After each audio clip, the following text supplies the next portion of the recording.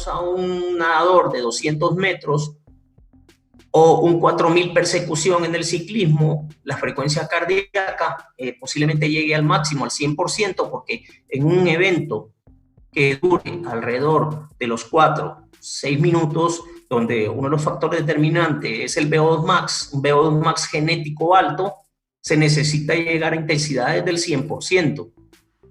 Pero si estamos en un corredor de maratón, por ejemplo, su rango de frecuencia cardíaca va a andar alrededor del 80 al 90%, dependiendo dónde se ubique su umbral anaeróbico, y su frecuencia cardíaca va a ser más baja a las que él va a trabajar que las de un corredor de 1500, por ejemplo. Nosotros sabemos que la intensidad o los rangos de lactato, al igual que la frecuencia cardíaca, están muy relacionadas con la intensidad.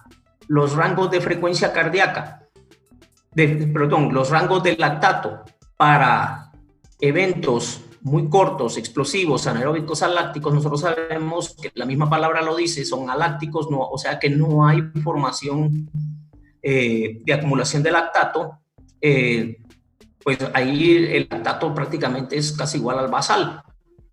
Pero si trabajamos, por ejemplo, en la zona del umbral anaeróbico, un evento que sea muy importante, el umbral anaeróbico, como los 21K o los eventos que anden alrededor de 1 hora, el lactato se va a ubicar alrededor entre los 4 o los 6. Si es un deporte que se realice dentro de la zona del máximo consumo de oxígeno, el lactato va a estar en un rango de 7 a 9. Si estamos en un deporte como el 800 en el atletismo o el 200 en la natación, el lactato puede alcanzar 14, seguro, arriba de 12.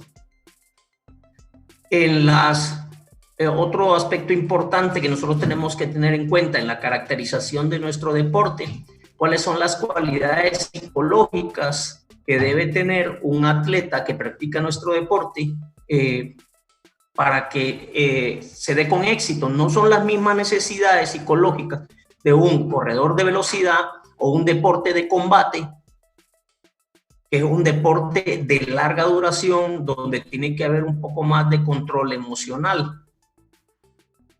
Otro aspecto importante a poder evaluar y controlar es el porcentaje de grasa permisible en función de mi deporte. No es el mismo porcentaje de grasa que se le puede pedir a un nadador que a un corredor de 5.000 y 10.000, o a un boxeador o un deporte de combate, para ser más amplio, donde las categorías están también por peso.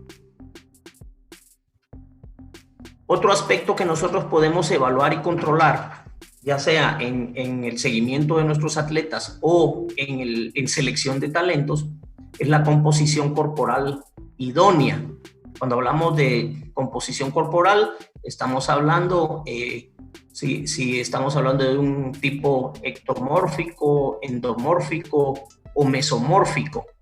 Por ejemplo, el rugby tiene una composición corporal diferente a un saltador de salto alto. Por ejemplo, ayer estaba viendo en la televisión un evento en los Juegos Europeos, la composición corporal de los saltadores totalmente ectomórfico. Por el contrario, si nosotros vemos un deporte como la halterofilia, pues nosotros ahí necesitamos una composición corporal mesomórfica. ¿Qué otras características nosotros podemos evaluar y controlar para poder hacer la caracterización de mi deporte? Las características de las edades. Cuando nosotros vamos a buscar cuál es la edad ideal, tenemos que tomar de referencia cuál es la edad promedio de los deportes de élite, de los deportistas de élite de nuestro deporte. Sabemos que hay deportes que son de edad temprana, como la gimnasia, o también tenemos otros deportes como los deportes de resistencia, el maratón, donde las edades promedio están arriba de los 30 años. En el caso de de mi deporte, el cual yo trabajo, la edad óptima promedio es 28 años para los hombres y 29 para las mujeres. Otro elemento que nosotros tenemos que tener bien controlado en cuanto a la caracterización de mi deporte es las condiciones competitivas. Si es un deporte que se realiza al aire libre, si es un deporte que se realiza en un lugar cerrado, o si es un deporte que se realiza con condiciones controladas, por ejemplo, en la natación de piscina es muy diferente a las condiciones competitivas de aguas abiertas. Nosotros sabemos que en natación, por poner un ejemplo, en el análisis de las condiciones competitivas, 50 metros van a ser siempre 50 metros, pero en aguas abiertas, por ejemplo, está muy sujeto a corrientes, a la temperatura del agua. Todos estos factores nosotros los tenemos que ponderar y poder definir cuáles son las más importantes de mi deporte. Con esta parte ahí, pues les voy dando algunas ideas. Este tema es mucho más amplio. Aquí vamos a ver un ejemplo para que nos ayude a comprender el tema de cuáles son los factores determinantes en el taekwondo.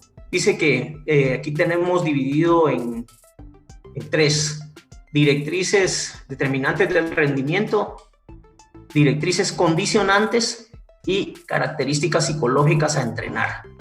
Por ejemplo, directrices determinantes de rendimiento, la fuerza explosiva.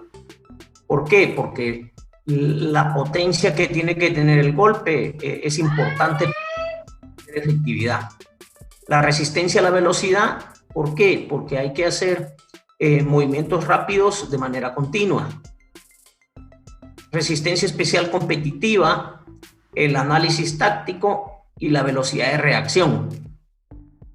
En cuanto a las condicionantes de rendimiento en la fuerza explosiva, para nosotros poder llegar a trabajar la fuerza explosiva, es importante primero trabajar la fuerza máxima. Sabemos que en la planificación del entrenamiento, que es otro tema, pero todo va relacionado, es que previo a trabajar la fuerza explosiva, yo debo trabajar la fuerza máxima. Para la resistencia a la velocidad, primero tengo que hacer un trabajo de base,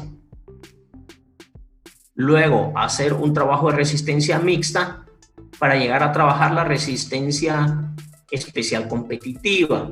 Para poder trabajar la técnica, la táctica con efectividad, yo tengo que tener una combinación de capacidades condicionales combinado con la técnica para poder establecer una táctica.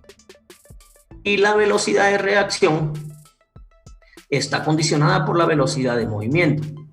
Ahora, características psicológicas a entrenar.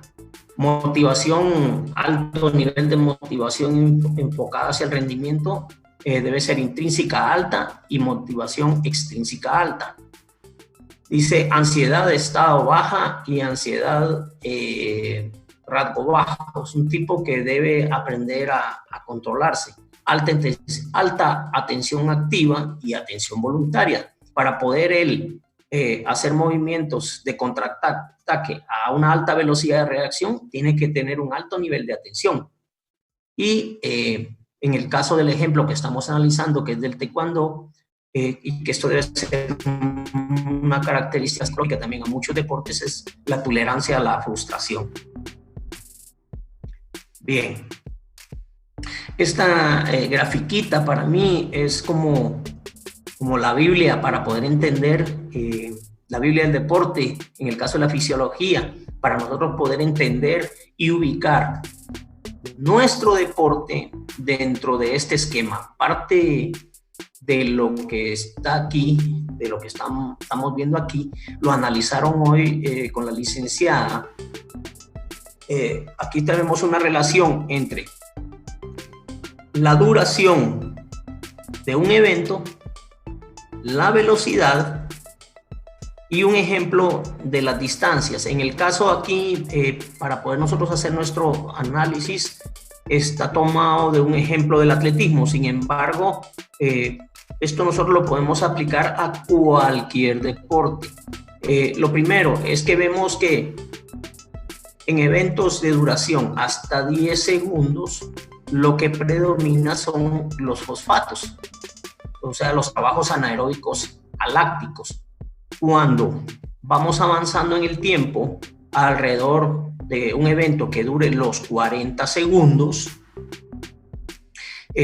vemos que aquí estamos alrededor de la potencia anaeróbica lactácida. O sea, nosotros hacemos un gran proceso de combustión de ATP, pero sin presencia de energía, sin presencia de oxígeno, perdón, o el oxígeno que nosotros suministramos no es lo suficiente para poder cubrir la demanda de un evento que dure entre los 30 y los 40 segundos.